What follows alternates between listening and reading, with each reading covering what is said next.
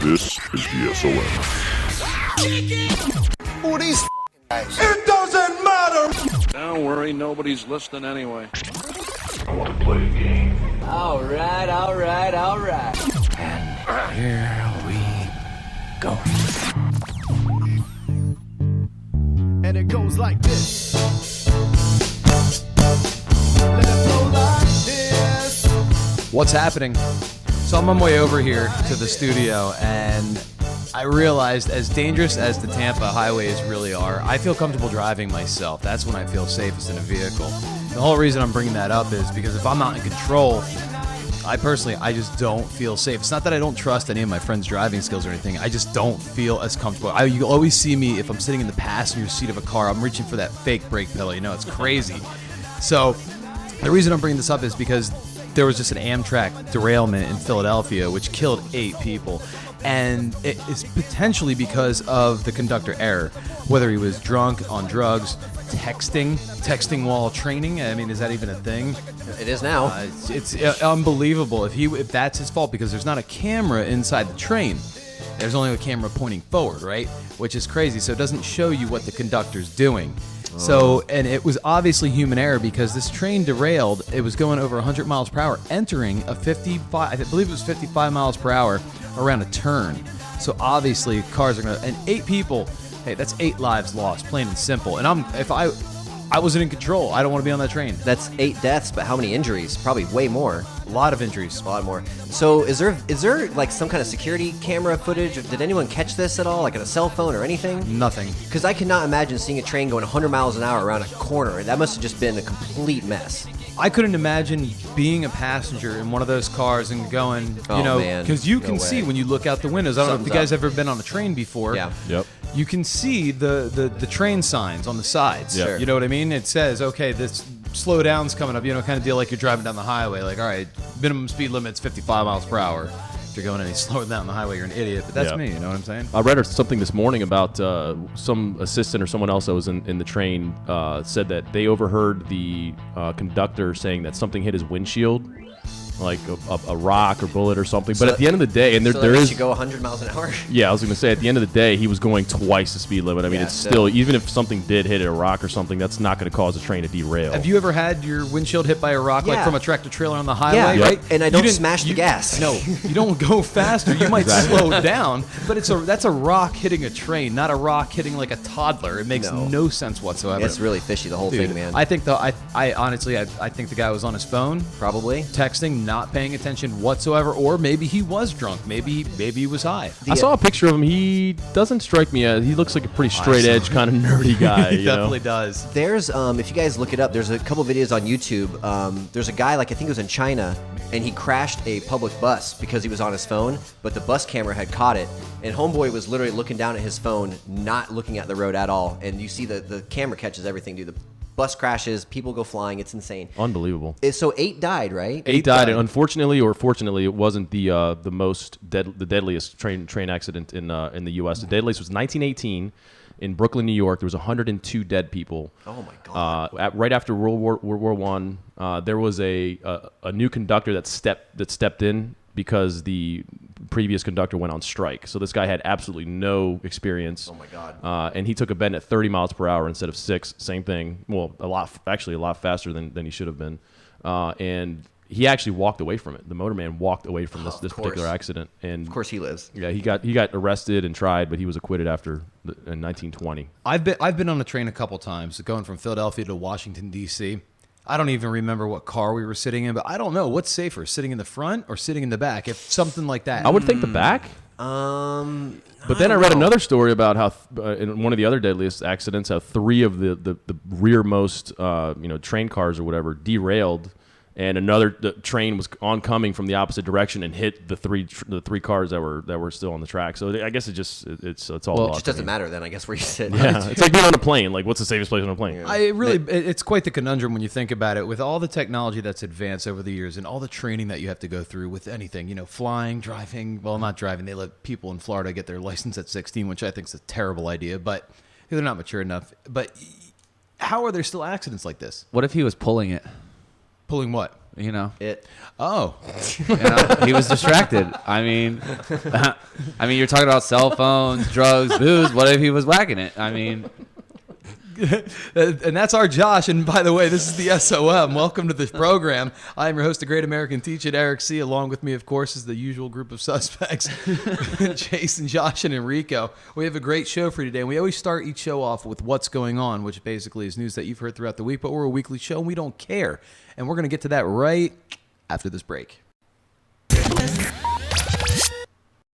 Hey, what's going on? This is Eric C. from The Sound of Madness, and I want to talk to you about Rockstar Cleaning and Organization.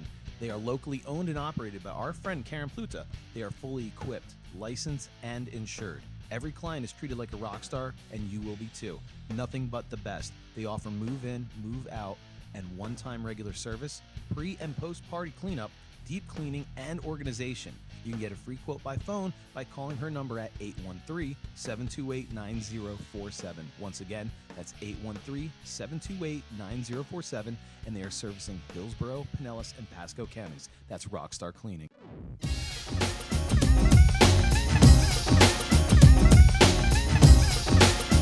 Oh, yeah. Welcome back to the SOM.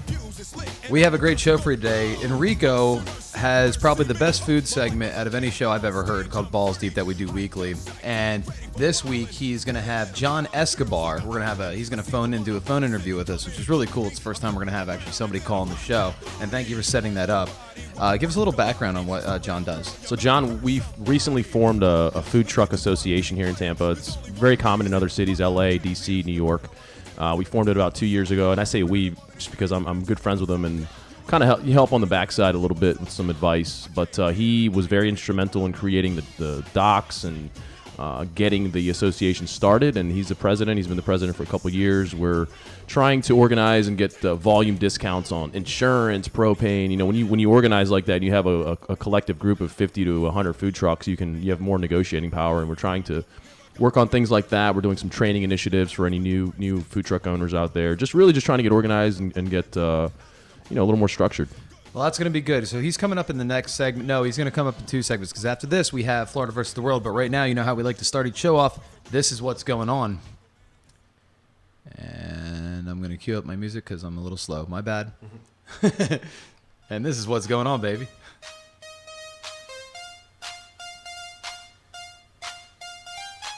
This is sad in the entertainment world. David Letterman's last show is coming up this Wednesday. How long has he been going for? 36 years. But you know what, though? Not the end of the world, because Stephen Colbert is going to replace him. And Stephen Colbert is a great host. He's awesome. I think Stephen Colbert, he walks that fine line of you either love him or hate him kind of deal. Yeah. Well, his whole shtick is that he's like a mockery of himself, you know? And some people get with that and some people don't. But, you know, the show that he has now, the Colbert Report, is so like politically driven. I don't think it's going to be like that when he replaces Letterman. He's probably going to be more entertainment driven, you know, bands and actors and things like that. It probably will be. David Letterman's more old school, of course. Oh, totally. I mean, he started February 1st was his first show, 1982. That's a long time to be. I was only a year old. I wasn't even a year old. I was born in November of '81, yeah. so his very first guest ever was Bill Murray. Oh, what a good one! Holy crap! His last guest, which will be this Wednesday, Bill Murray. No way. Go out the way you came in, with one of the funniest. Oh, for sure. Funniest stand-up comics, just comedians in general. What a perfect way to go out. No kidding. And Jimmy Fallon's not going to be recording, right? No, Jimmy Kimmel. Jimmy Jimmy Kimmel, out of respect, said he's going to play replay. So more people will go watch Letterman. Correct. Oh, that's good. Awesome. That's just showing your appreciation for the guy that paved the way for so many. For sure. I mean, we got lucky, though, because we've talked about this before, but we have Jimmy Fallon now.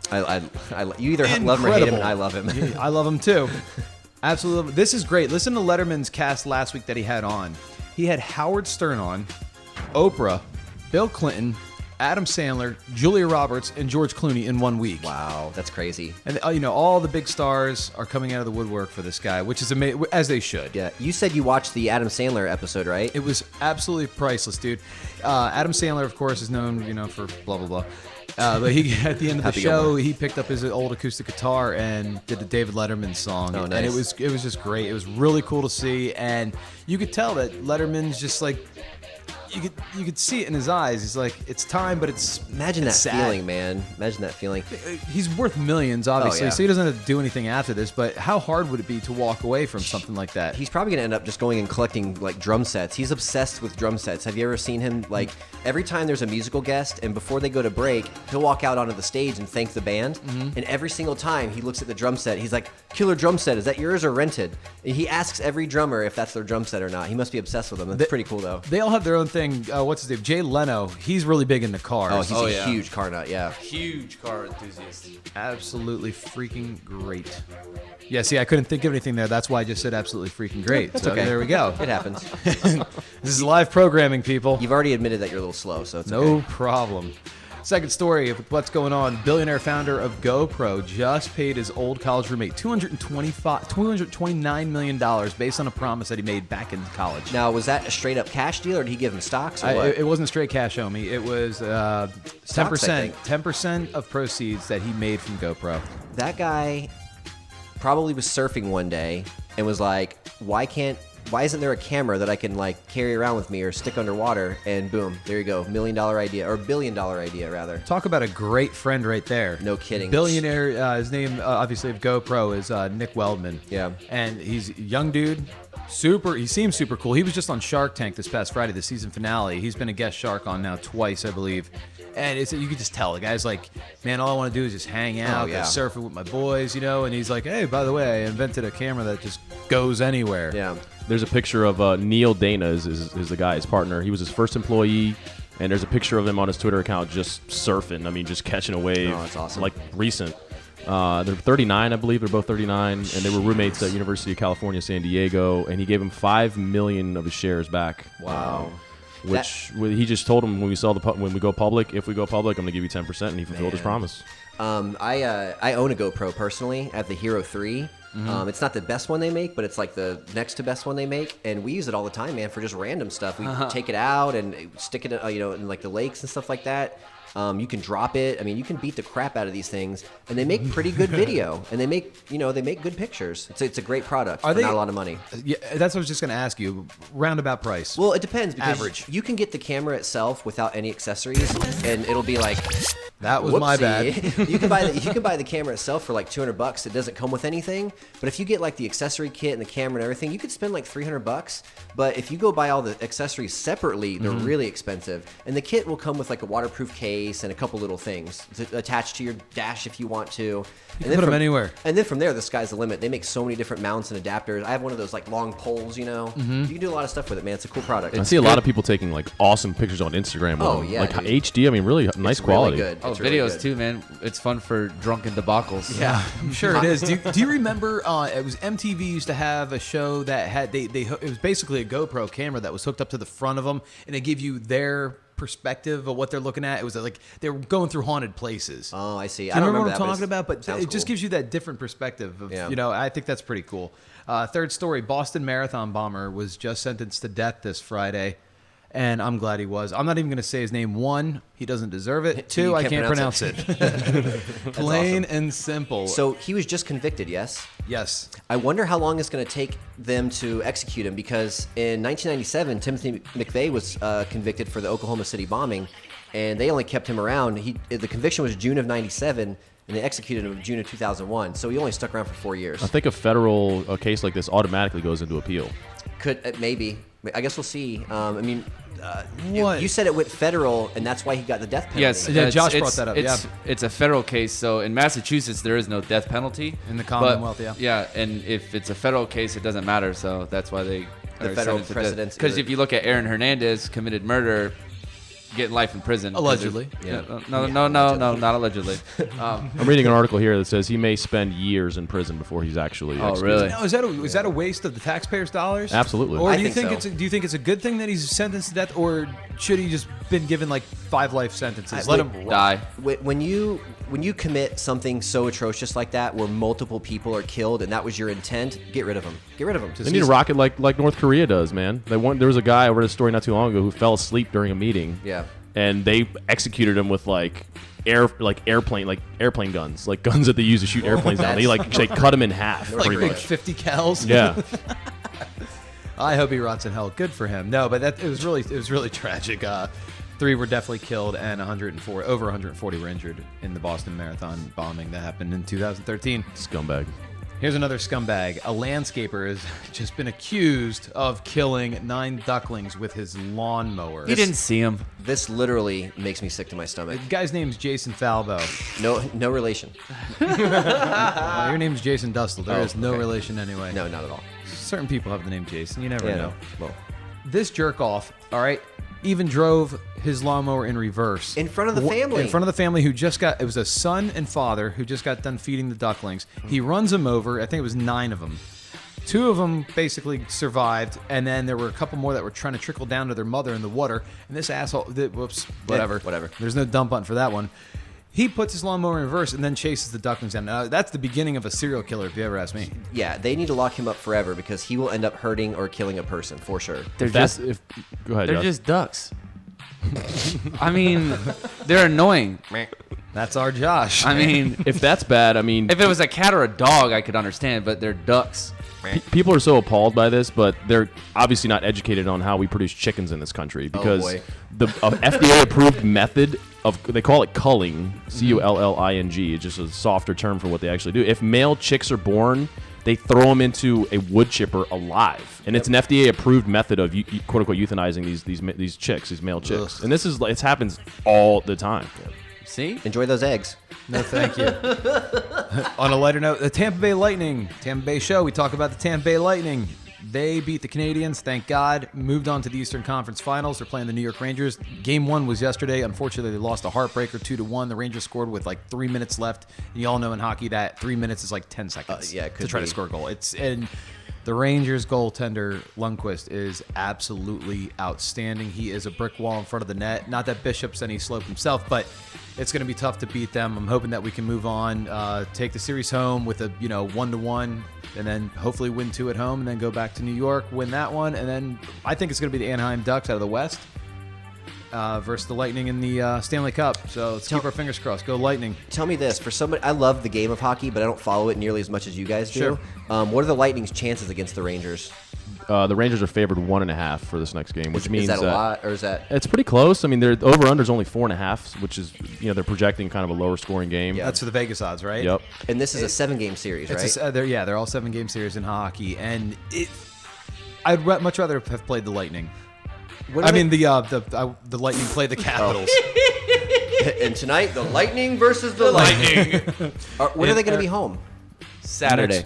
Next Saturday. Tampa's going to explode on Saturday. Being from DC, I would have loved to see a Lightning Caps game, yeah, man, your but two home unfortunately, didn't happen. Yeah, I love watching Ovechkin play. He's the best player on earth. Him He's and awesome. Sidney Crosby are amazing, but They're both you can't whiners. win with just one person. Can't. You need solid goaltending in hockey. You really do. You always hear defense wins championships. In hockey, a goaltender will literally cost you a championship. Just look at Absolutely. what's his name that just lost to the Lightning because of that last-second goal. Ugh, what a nightmare for him. And finally, this week in history, the first ever Academy Awards were held in 1929. I don't have anything to go along with that, and I don't care. So there you go. That's what's going on. When we come back, we have Florida versus the World with Agent Dustle. We'll be right back. Hey, what's going on? This is Eric C. from The Sound of Madness, and I got to tell you, for all your real estate needs, you need to give my guys Joe and Russ a call at the Summer Day Group. These guys are simply the best. They've helped hundreds of clients right here in the Tampa Bay area find a home of their dreams, and they'll help you find yours too. Whether you're buying or selling a home, call the Summer Day Group at 813-270-8153. That's 813-270-8153, and I promise you, they take your business personal. Welcome back to The Sound of Madness. Didn't give out the Twitter handles earlier. I'll do this right now. You follow me personally at EricC1025. You can follow Jason at Agent Dustle. Enrico's Enrico. And Josh is Captain Spitter. Brian will be out of incarceration soon. You can follow him at The Schmangled One. And you can follow our show personally at SOM for Life. Later on in the show, this is going to be really cool. John Escobar, who is the president, Gulf to Bay Food Truck Association president, he's going to be joining us on the phone for a nice interview with Enrico for the Balls Deep segment that we do every week here on the SOM. And you're listening to us right now on Spreaker, iTunes, and the Mix Radio. And the fine proprietor of the Mix Radio, Jack Stifel, just had a birthday. So happy birthday to you, Jack. Happy birthday, Jack. Now it's time for Florida versus the world with Agent Dustle.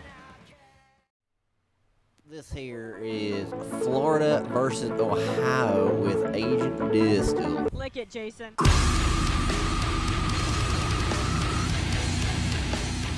What is up, everybody? This is your boy, Agent Dustle from the Sound of Madness.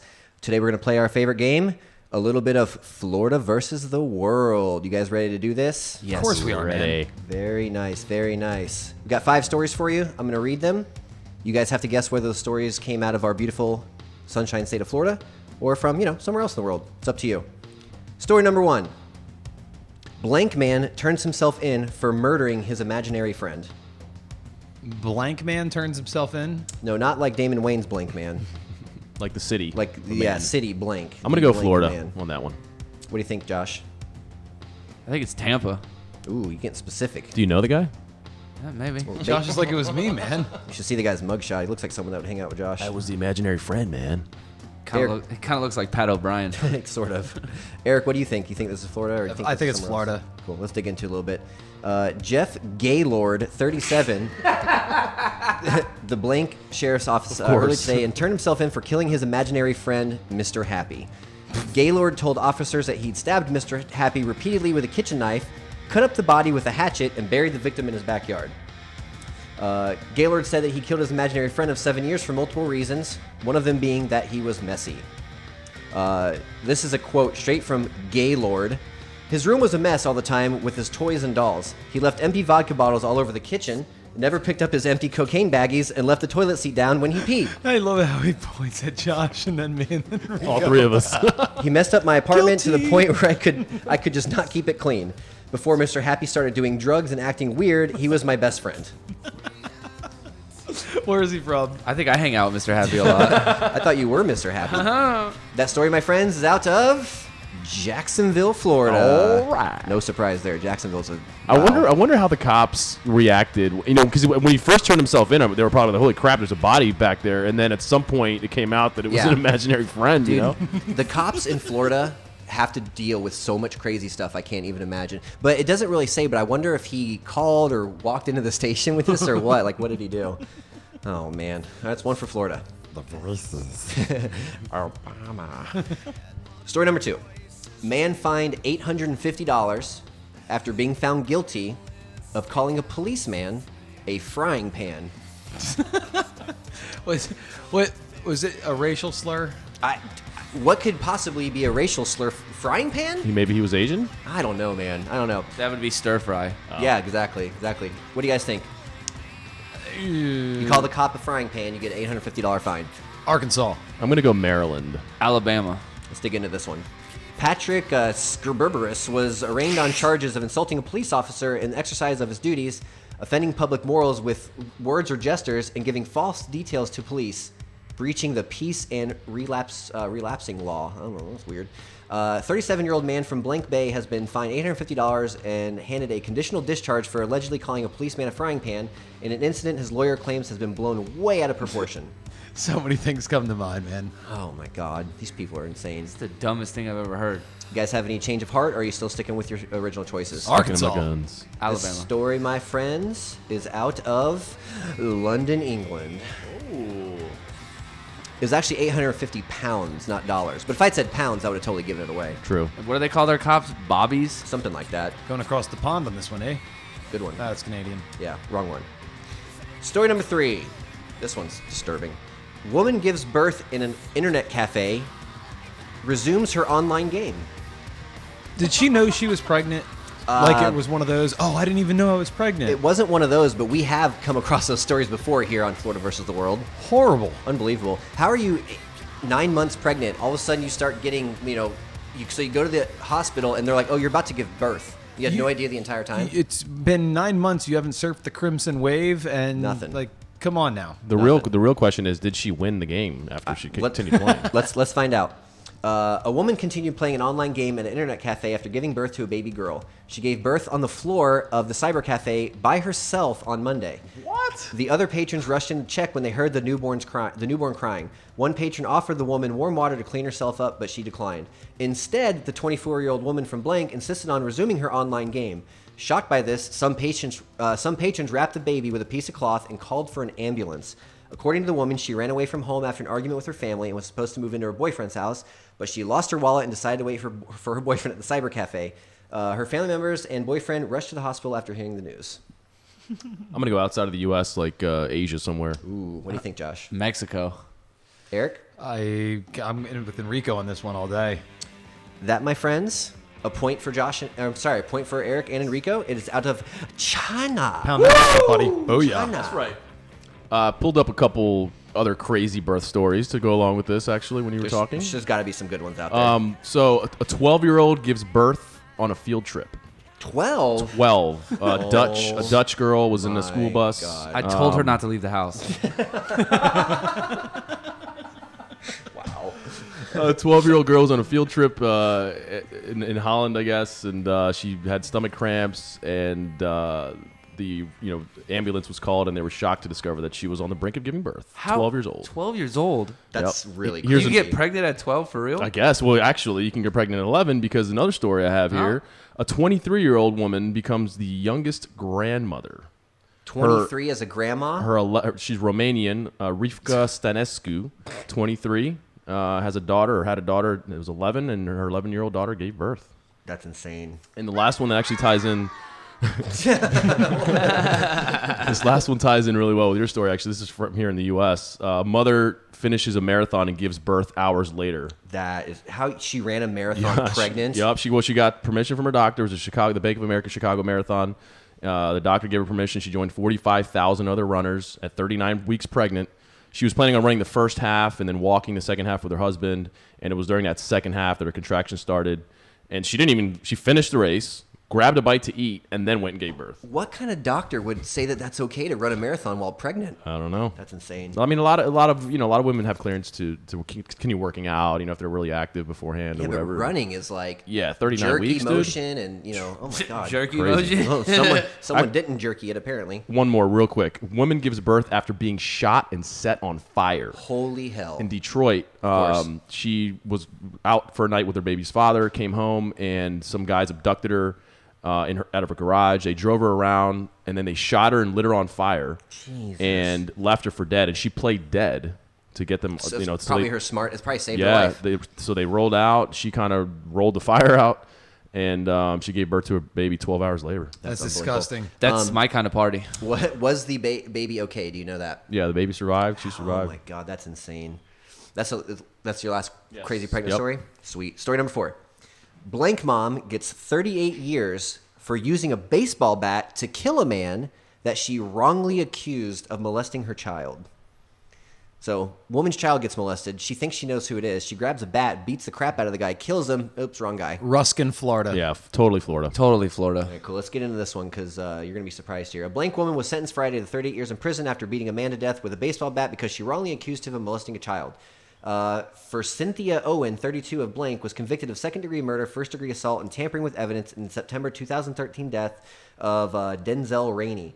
Owen told authorities that she repeatedly struck Rainey with a Louisville Slugger bat while he was sleeping in an alley because her 4-year-old daughter claimed he had touched her and abused her.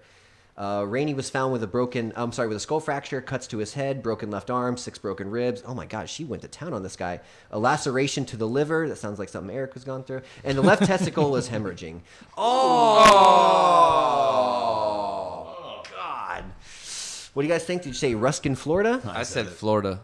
Guys, this one's out of Colorado. What? No Would never in a kidding. million years. Girl, smoke a joint and chill Exactly. out. You'd think everyone in Colorado's high and calmed down by now. Unreal. Dude, I mean, if you really thought you were 100% right and they were molesting your child, you'd probably go ape, Oh, on dude. them Oh, too. For sure. Totally.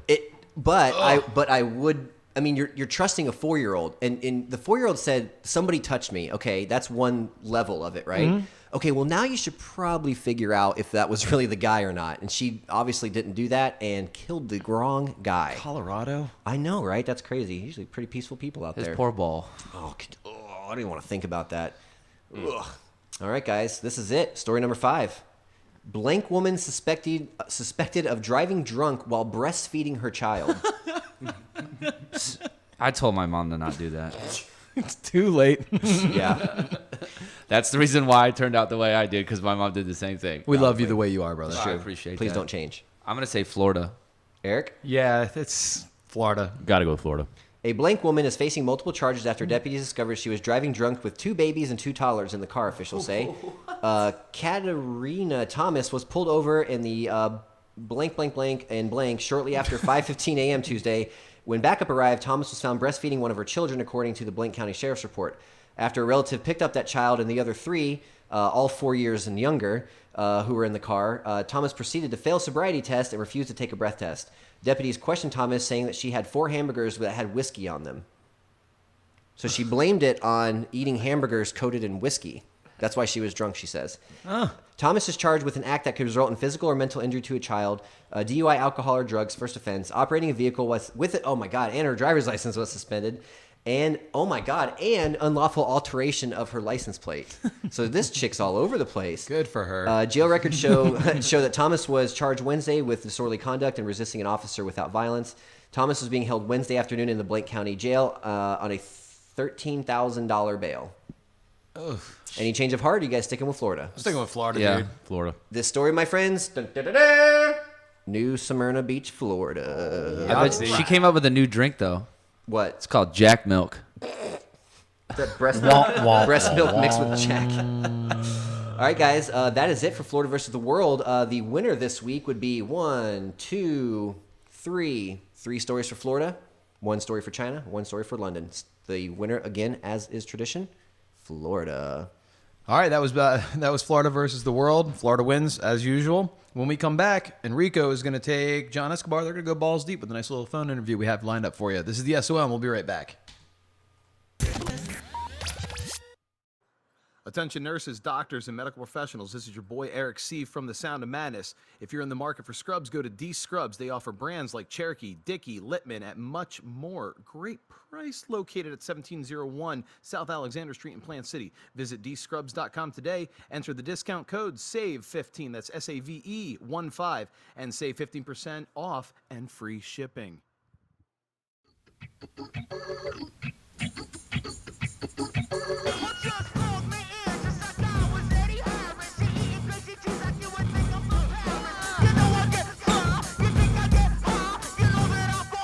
Welcome back to the program.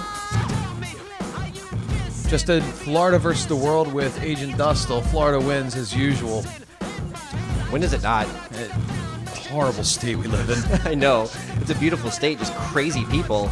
I still can't get over the chick who gave birth at the cafe. I know. That's Unbelievable, insane. man. That was China. That was And finish her game. I know. Unbelievable. She's lucky in China they didn't just scoop the baby up anyway and take it out of there. That's what they do over there. It's true. gonna clear my mind of that. Yeah. All right, we're gonna switch gears. It's time for Balls Deep with Enrico. Every week, it's probably the best food segment I've ever heard on, like I said, on any radio show, and we're lucky enough to have him here on ours. So thank you for that, Enrico. Thank you. This week he has John Escobar on the line. Let's see if we can get John on the phone. Is he here? Is he live yet? He's queued up and ready to rock. Mr. Escobar, can you hear me? Yep, I can hear you. Can you guys hear me? I can hear you just fine. Thank you for joining our program. I'm going to turn the reins over to Enrico right now, and we're going to go a little balls deep with you, if you don't mind, sir.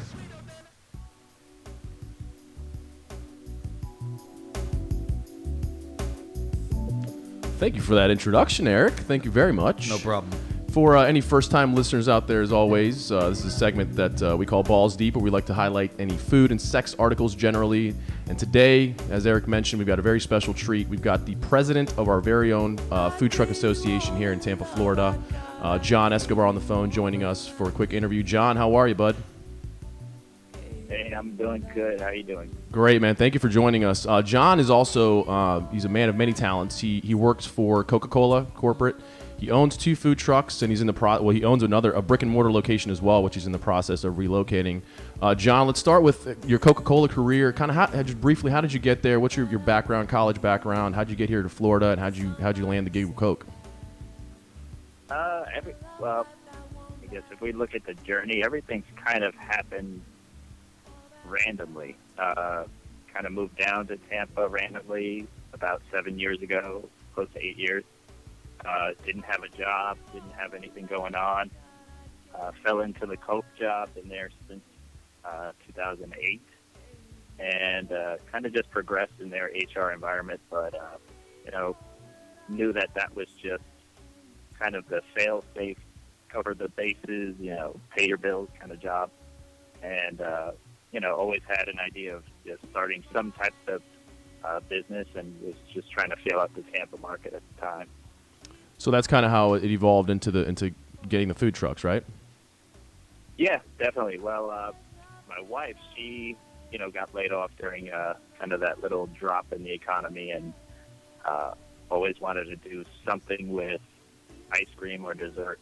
And we kind of started hitting like the farmers market scene for like a year or two, and then kind of pivoted into this whole mobile food industry, and that's kind of where it's taken us now. And you have 2 food trucks. You have an ice cream truck and a cupcake truck, correct? Yeah, the Enjoy Sweets truck primarily does the baked items, and then our frozen truck, our kind of signature item is our ice cream sandwiches that we do with our, premium ice cream and fresh baked cookies. Yeah, awesome ice cream niche. sandwiches. Enjoy Sweets is the website, enjoysweets.com for anyone listening at home.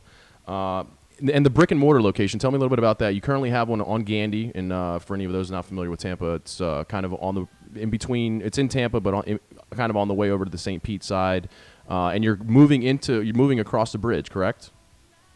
Yeah, we're actually moving into a location. It's technically the Pinellas Park area, trying to, focus on the food truck side of the business. And, this new venture will kind of help us grow into that area and that space that we want to do, focus more on production and build out some of our other ideas we got going on. Awesome, man. Thanks. And for anyone just joining us, we have John Escobar on the line. Finally, so you work for Coca-Cola. You own 2 food trucks. You own a brick and mortar location, and you're the Gulf to Bay Food Truck Association president. How do you do? First of all, how do you do it all? How do you organize yourself? What kind of tools do you use at home to be able to do all these things? I thought I did a lot with just my food truck, the podcast. That's got my plate pretty full, but I mean, it's truly amazing, man. I mean, tell us a little bit about that. How you manage your time and how you're able to accomplish that. Jameson has been my best friend the last 3 years. So, that kind of helps me fuel me a little bit. But I definitely, try to keep, abreast and to like the market, just trying to do something. I got to stay busy. That's how I've always been. That's how I've been raised. And it's just kind of in my nature. And hashtag team no sleep kind of deal. I don't really get a chance to take a break, and any opportunity, I try something once. If it works out, keep it going. If not, bounce to the next idea. I just can't stay idle. So it's a gift and a curse, I guess. Well, definitely more of a gift, my friend. It's truly amazing what you've been able to accomplish, especially with the association. For anyone not familiar with the food truck industry here in Tampa, we were a little late to the party. I guess Miami's industry is booming. Even Orlando, I would say, is probably a little bit more advanced than we are.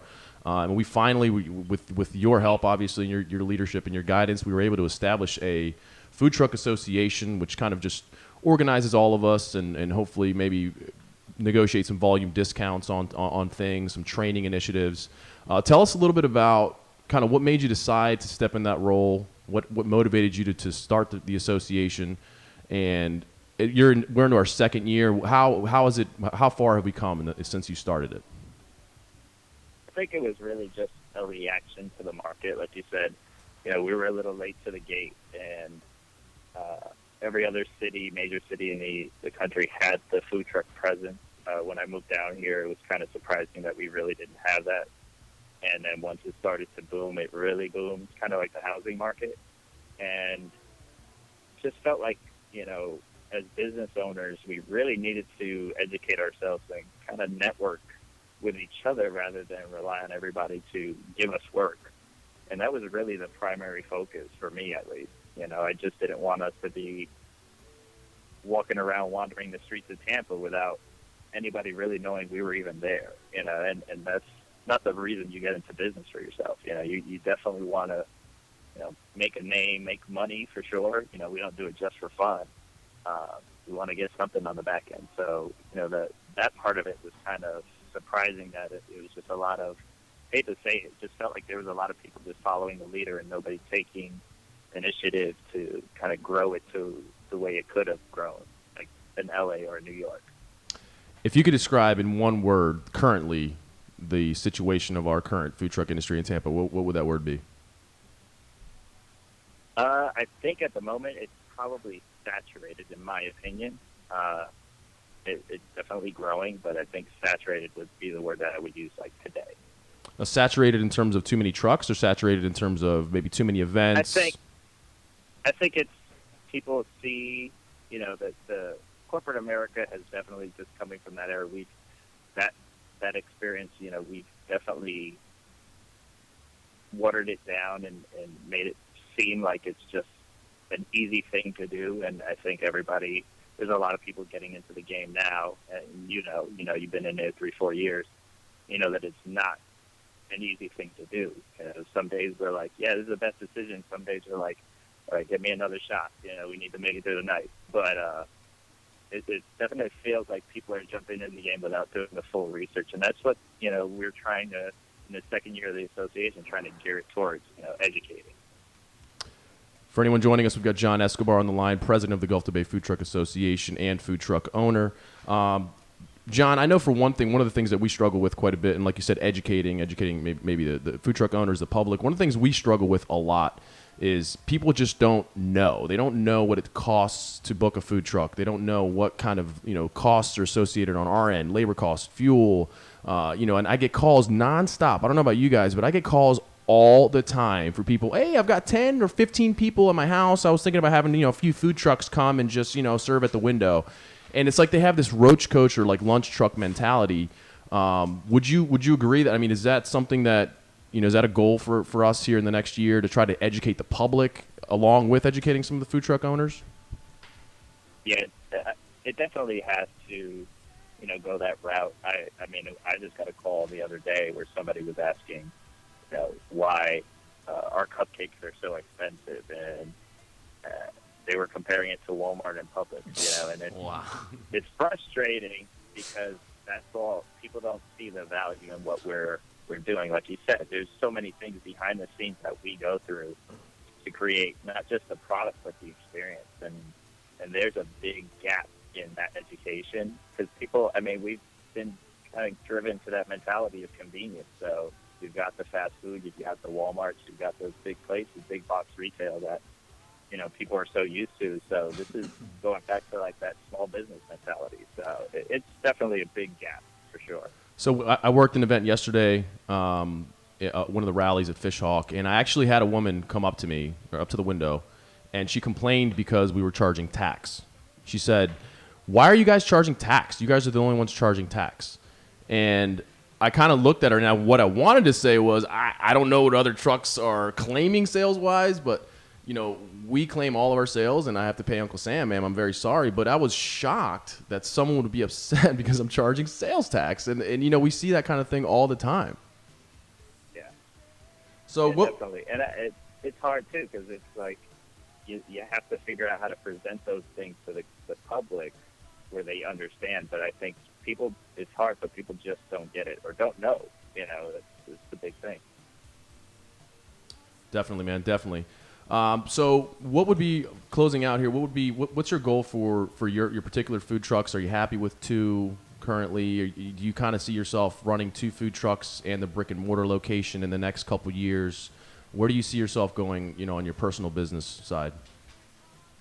I think we definitely are pushing our business. I know this year it's our 3rd year, so we definitely need to focus on, pushing initiatives that we've had planned out, branding, marketing wise. And that's a big thing that for us that we've always driven to focus on, not just the food, but also a brand. And that's something I try to at least give some of that education out to other food truckers, other business owners, that their brand is a big part of it. Like you and I have spoken many times, and you guys have that piece down packed, and it ties back to your food, your experience, your presentation, all of those things. It's 3 o'clock. The visual, medium, and there's all their senses that are involved. So we definitely want to keep pushing that, and then pushing, to grow on our end, maybe build a dessert empire. There you go. And you can certainly do that, my friend, with all your capabilities. Thank you for joining us, John. It's been truly a pleasure. The websites for the Gulf to Bay Food Truck Association is gulftobayfta.org. Again, his website for the food truck, enjoysweets.com, ENJOI sweets.com. John, it's been a pleasure, man. Thank you so much for joining us, bro. Thanks, guys, for having me. I got to tell you, that was actually very informative. Guy seems actually really laid back, and because obviously you could tell he has a whole bunch on his plate, right? But I thought I was busy. Holy crap! Pretty amazing. Jameson Kirzall, right? Yeah, right. How do you compare Publix and Walmart cupcakes to a food truck cupcakes? What do people think? You know what though? That's actually pretty normal because in what I do, I install home theater systems and things like that for people, and people always compare my prices to like Best Buy, and I'm like, okay, well you could have some guy come do it that's been doing it for 15 years and has done thousands of them, or you could have some guy that's making $12 an hour who just started come over and So what's the difference? I gotta tell, he made a great point. It happens all the time, man. I mean, it's unbelievable. People come up and they expect to pay McDonald's prices on our food truck, and it's not McDonald's. It's home. I mean, I have a world class chef on board. My father worked for President Bush. He's a 44-year chef. We make everything from scratch.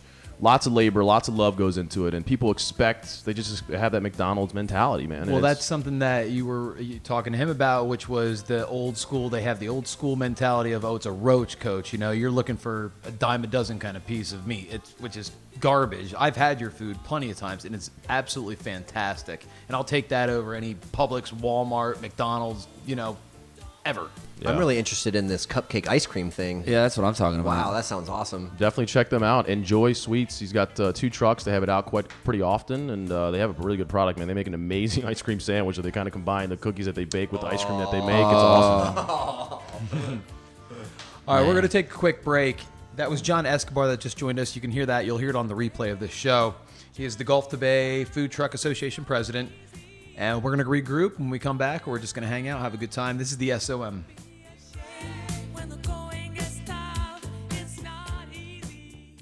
Hi, this is Marissa from The Sound of Madness. Are you tired of the same old look? At Evolve Hair Studio, their stylists are there to give you an exciting new style. Evolve Hair Studio also has master colorists and certified curl specialists on site.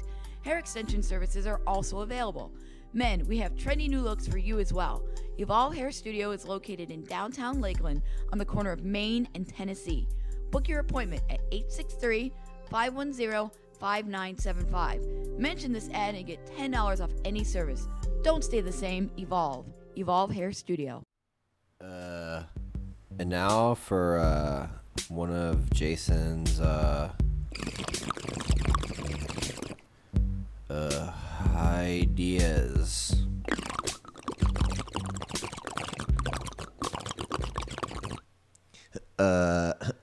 If you're simultaneously masturbating and smoking marijuana, you should be called a hijacker. Reefers.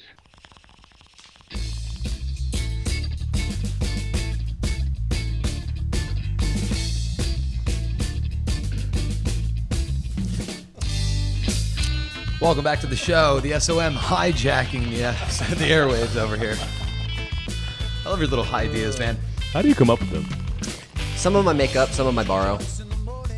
So you steal them. Borrow, steal. Either way. You're not paying any royalties to anybody?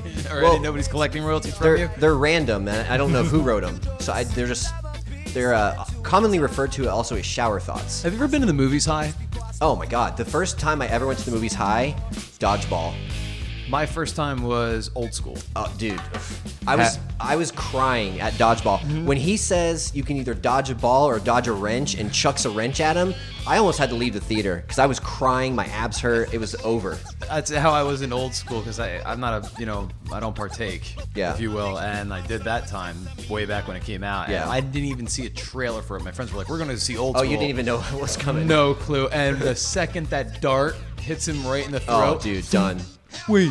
You better pull that out. What was yours, Enrico? I didn't see it in the theater, but I saw "Don't Be a Menace to South Central" while drinking your juice in the hood in Canada when I went to visit my buddy in Ottawa, and this is like high school, and the weed up there was Ridiculous. unbelievable and cheap and awesome. I mean, that was a great experience. But my favorite part about watching when I used to watch movies, you don't remember half of it, so you can watch the movie again, and it's like, oh, sweet.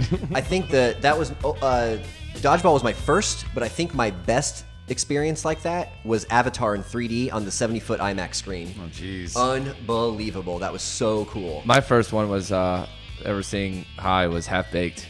You saw it in the theater? theater? Oh my God, that's awesome. Perfect. How old were you, Matt? When did they come out? We must have been like 7th grade, right? No, 7th or 8th grade? I don't think it was that early, was it? I don't know. I think didn't it come out like 97? It could have been. You were like 98. 13 or 14 by then, right? Well, I was doing other stuff too, but Yeah.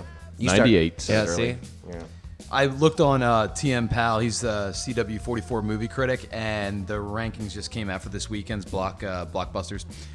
Picture Perfect took first place with $70 million. Which movie is that? Yeah, what is that? It's the one with the big fat chick in it. I can never remember her name. Not McCarthy. Oh, the but chick from yeah. She's got the British accent or whatever. She's funny though. She's all right. Yeah, We'll see if the movie. I mean, who knows? I liked her in Bridesmaids. Yeah, she's funny in Bridesmaids for sure. Mad Max, which I want to see. I think you guys were talking about earlier before the show. You guys wanted to go see that. We may tonight. go see it tonight. Yeah, we might. That came in $44 million. I can't do that. The trailer itself gives me goosebumps. Yeah. Did you like the originals, right? Absolutely. Mel Gibson, come on. Yeah. Are you upset that Mel Gibson's not in this, or No. you think it's a Absolutely really not. cool way to reboot No. the series? Yeah, no, it's a reboot. I mean, it's a reboot. It's updated. You know, the graphics are going to be awesome. The vehicles look crazy. I mean, it's just going to be a badass movie. It's all Tom around. Hardy. Yeah, dude, Tom Hardy played Yeah. Bane. The guy's a badass. Did somebody say? That's all exactly. And Avengers still raking it in $38 million this weekend. We still got to see that I too. still haven't seen it. It has to. Thank you, by the way, TM, for all those updates that you didn't give me. You just put them out on Twitter and I stole them. But $38 million, they had to have broken all kinds of records. It's ridiculous. I saw the first one, and the first one made a crap ton of money too. I haven't seen the second one yet, though. All superhero movies make a ton of money. They do. Well, they're good though. I mean, the first Avengers, like the entire second half of the movie was action and packed Awesome. and awesome. Yeah, It was an awesome movie, it man. really was. Really was. And then the new Captain America, I believe, is going to have the Spider-Man introduced into it. I believe so. I think you're right. That's going to be awesome. The first two are amazing. Yeah, and I also recently did see the Batman thing with what's his name? Ben Affleck? Oh, Yeah, the Ben Suicide. Affleck. Yeah. Oh, the Superman versus Batman. Yeah. Do you bleed? Because you will. It doesn't. He doesn't. I'm honestly. I thought it didn't look that bad. It looks. No, it looks it looks much. cool. It I was looks kind dark. of. I was impressed a little bit Yeah, because it- I don't like Ben Affleck, but I was like, man, he is kind of doing good. Hey, he killed it in Gone Girl. Killed it. I still haven't seen Man, that. that movie's awesome. Still haven't seen it. Such I've a heard mixed twist at reviews the on it, end. but I like to be the judge of movies for myself. If you tell me it sucks, I might like it. If Nah, you tell dude. me it's great, I might hate it. I don't know. I'll tell you another superhero thing that if you have Netflix, I've on the just came out. It's called Daredevil. Netflix. I've heard a lot about that Dude, too. I'm on the yeah. third episode, dude. I've heard a lot of good things about it. Good job, Netflix, for doing that. It's not a cartoon, right? No, it's No, no, live. it's a real it's An a real hour-long show? They only Yeah. have like 1 or 2 seasons, right? No, this is the first season. It just came out in April. I just got around to watching. I'm on the third episode right now. From the start, it's bang, bang, bang. No kidding. Yeah, I gotta watch that. Speaking of Bang Bang Bang, did you guys hear about that 17 or 18-year-old kid in University of South Florida? They performed the world's first ever penis reduction surgery. No. This kid apparently he's had some major problems since he was about 10 years old. He suffers from sickle cell disease and also a disease called priapism, and that's a medical condition where his penis stays erect for hours on end, and it progressively led to a penis deformity. They said that his penis is too large for intercourse, so they have to what is reduce huge a it. bad thing? Holy crap. Yeah, right, dude. Yeah, but if it's that big, yikes. Yeah, well, that's why strippers were invented. Do you have any more random stories? Yeah, Florida is all over the place today. Summer's coming, as we know. Everyone's going to be out mowing their yard, pulling weeds, because it's going to rain every day, and all the grass is going to grow super fast. Be aware of snakes. Of course. There's a lot of snakes out there, and most snakes out there will not bother you. They're completely harmless, and they're just there to eat insects and mice and stuff. They might scare the crap out of you, but they're not gonna. If you happen to run across a water moccasin, Most aggressive snake out there. I have some advice for you. Do not Run. use it as a pet. Do not keep it in a pillowcase under your bed. And do not show off to your friends and act like you're going to kiss it on the head just so it can bite you in the face. What an idiot! And this story, I think it's about a month old, and I've heard it covered on several different radio shows. You have to be a freaking moron to even put your lips up to get close to a water moccasin. It's right in our backyard, right in Hillsborough Right County. here in Waimama, Florida. Way to go, Florida. If you guys check it out, we can retweet this, of course. But he's a pretty normal-looking kid. Not anymore. He's he's slim. He looks like a normal dude. But his picture from the hospital, he looks like he probably weighs 200 pounds. His face is so swollen from the bite. It makes me wonder, like, where exactly did the snake physically bite him? It was right next to his eye. Oh my god! Could you imagine Good if one. that hit him in the eye? You have to be so stupid. What a moron. I guess I pulled up a couple stories also. There's a lot of religions and churches that use like snakes. Yes, like an Indian. Like rattlesnakes. Yes. And there's a story out of Kentucky. There was a family. There were 4 children that were orphaned because the father, his name was John Wayne Brown Jr. He was a preacher. He suffered a fatal snake bite in an Alabama church during one of their proceedings or whatever. And the mother also died from a snake bite in 1995. That family should probably stay away from snakes. Well, they're dead. Well, that's part of their religion, dude. They dance around with snakes. Yeah. Rattlesnakes at best. Instead of snakes on a plane, snakes in a church. Yeah, and there's another one in 2004. Reverend Dwayne Long, out of Southwestern Virginia Pentecostal Church. He was holding a rattlesnake during a service. The snake recoiled, bit him in the finger. He refused medical treatment and died the next day. Why would you refuse medical treatment? What an idiot. Unbelievable.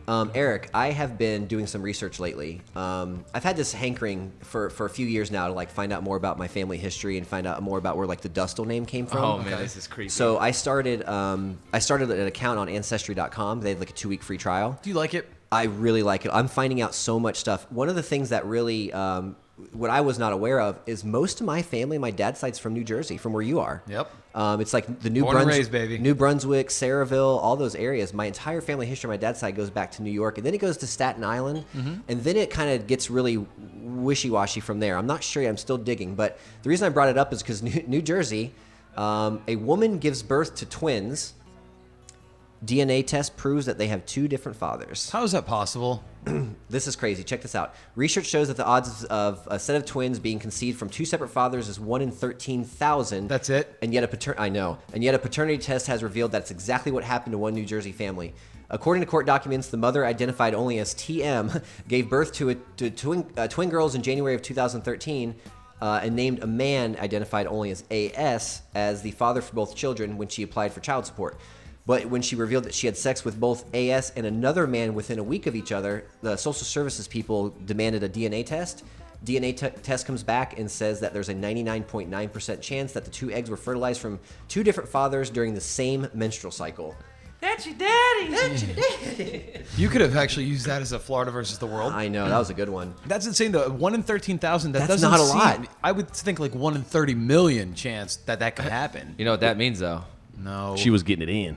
What a hooker. Yeah, I know, right? Check this out. This is crazy, too. In light of the test results, Judge Muhammad ruled that AS does not have to pay child support for the twin that he did not father and only pay $28 a week for the one that he did father. Wow. So homeboy goes from having to take care of child support for 2 kids to just 1, and it's only $28 a week. So he's makes probably sense. like, whoosh. Thank God. Now they just have to identify the other guy. That's She all. a hoe. I'm looking at it's called the technical term is heteropaternal superfecundation. Okay. On Wiki, and it says it could be more common, I guess, if women slept with more guys, because it says a sperm cell can live inside a female's body for up to 4 to 5 days. Wow. Oh, So man. if a chick's just out there just getting it in, like it could be more common, man. I just got Crazy. nauseous. Maybe that other father that's unidentified, maybe he's EC. Who knows? That's Eric Collins. Damn it. I'm not falling for that crap again.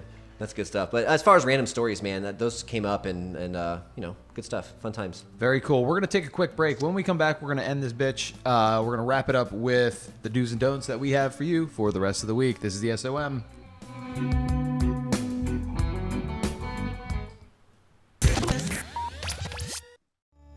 This is the end, beautiful friend. This is the You know what this song means? Unfortunately, yes. It's the end of the show. So sad. Some people are like, yeah. I know. Thankfully, it's over. And for those of you haters, you can kiss our ass. Collective asses. What a show today. We had our very first interview over the phone with John Escobar. Thank you. Slipped my mind for a second. My bad. Great phone interview. Thank you, man. Busy guy. Unbelievable. Small stepping stone for us. Oh, sure. You just build and build and build each week. Just get a little bit better at little new things. I mean, I love it. Next week on the program, we're going to have my buddy from up north in Jersey, Newton Wallen, who is the creator of Underbelly. And he is working on a movie called... Well, I'll let you know that next week because we're going to talk to him on the phone. But if you're into comic books and you love movies, then you're going to love the phone interview we have with this guy. So it's going to be pretty amazing. On that note, we are going to end the show with our do's and don'ts for you for the week. My do of the week is masturbate so you don't get ball cancer. And my don't of the week is don't have sex with fat chicks. My do of the week is watch Payback tonight, WWE pay-per-view. My don't of the week, do not drive in the left lane. It's not a driving lane, it's a passing lane. My do for the week, go out there and support a local either food truck or a small family-run restaurant establishment, local, support your local businesses. And my don't, kind of tying in with Jason's, don't cut off trailers, people. It is unbelievable how much I drive with full propane tanks in my food truck all the time, and I pretty much just assume people are going to cut me off. And I can't imagine the guys that are driving around with gas tankers. Ugh. And it happens all the time. Don't cut off trailers, people.